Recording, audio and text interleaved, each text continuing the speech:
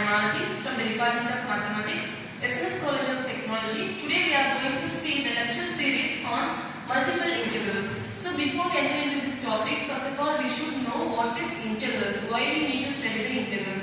See, suppose if you are having if you want to find any biggest area, biggest volume, first of all we have to make a small model. For that model we can find the area and volume, and then we can multiply by the n number of terms. So this is how we have to use the integrals for finding area and volume. For shape, irregular shape or shape, we can find the area of circle, ellipse, ellipsoid, then cube, cuboid, then tetrahedron, sphere. For whatever may be the shape, for regular shape we can find the area and volume, as well as we can find the area and volume for the irregular shape also.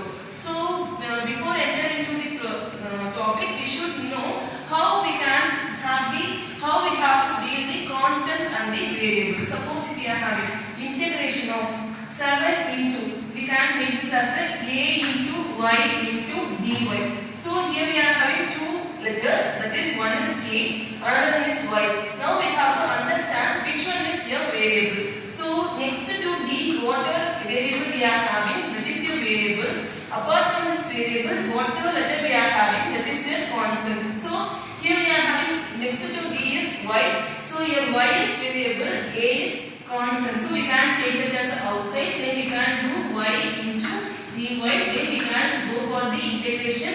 Y power 1 we are having. So we can go for y power 2 by 2.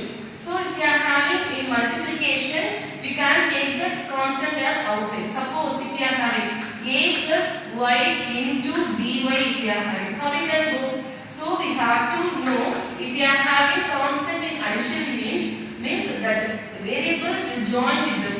That meaning is we can write here ay plus y. Constant in addition or subtraction, we should know the constant along with the variable. So a into y, then we have to deal this as a variable. We will have here y square by 2. So whenever we are having constant in addition or subtraction, the variable will come with this. If the constant in multiplication, that will can make as a outside. So this is how we have to deal the constant in integration. So after knowing this, we should know what is definite integral. So definite integral is nothing but if we are knowing the lower limit and upper limit, that is nothing but your definite integral. Now we are going to solve the problems based on double integrals. So when we are talking about double integrals, we will have here two variables. So first one is x, another one is y. So we are having here function as x square plus y square. So we have to integrate it as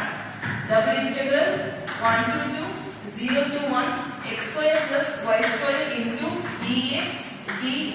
First of all we have to check x is varies from 1 to 2 and y is varies from 0 to 1. So first we are going to integrate with respect to x. So we all have to remember when we are integrating with respect to x, y is constant. So we have to keep as it is 0 to 1 into dy. We have to keep as it is. Now we have to integrate this term with respect to x. So x square integration is x cube by 3 plus y square is here constant. Already I said whenever we are having constant in addition or subtraction, that variable will come with this. So y square into x. Now we have to apply our upper limit and lower limit. So wherever we are having x, we have to apply our upper limit, and wherever we are having x, we have to apply our lower limit. Upper limit minus lower limit. So integral 0 to 1. So we can make here 2 to the power 3 by 3 plus y square into 2. So this is your upper limit minus lower limit.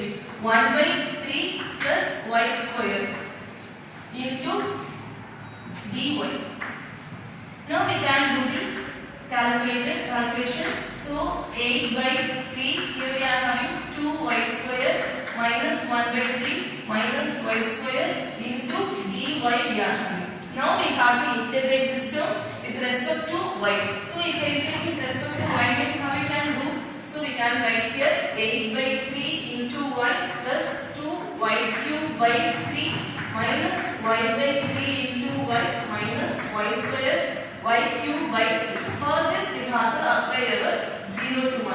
Wherever we are having we have to give our upper limit 1 minus wherever we are having y, we have to give our lower limit 0. By seeing itself, we can come to know our lower limit value is 0 because 0 if anything will become as 0, the lower limit will become as 0 there. Now we have to apply our upper limit alone. So 8 by 3, here we are having 2 by 3 minus 1 by 3 minus 1 by 3 we are having. So we can write here 2 by 3 minus and minus we can add it together. So we can write here 8 by 3 plus 2 by 3 minus 2 by 3. This will cancel.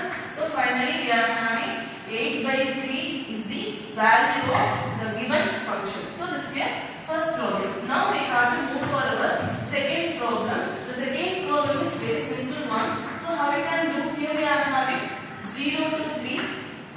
Here we are having 1 to 2. We can split this as a 1 by x into 1 by y into dx dy.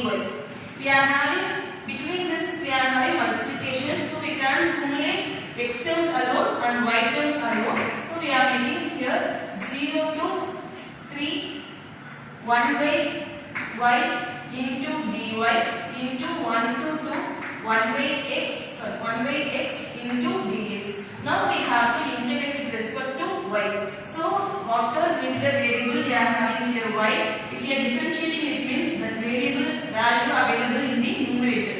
Y differentiation is 1. So if you are having differentiation value in the numerator means we can make this as a log of denominator. For this we have to apply our upper limit minus lower limit. Like the same way, x is variable, x differentiation is 1. So we can write here log of denominator log x. So we can take here 1 to 2. Now we have to apply our upper limit minus lower limit. So we can take here log 3 minus log 0 into log 2 minus log 1. So this is the solution of the given problem. Thank you.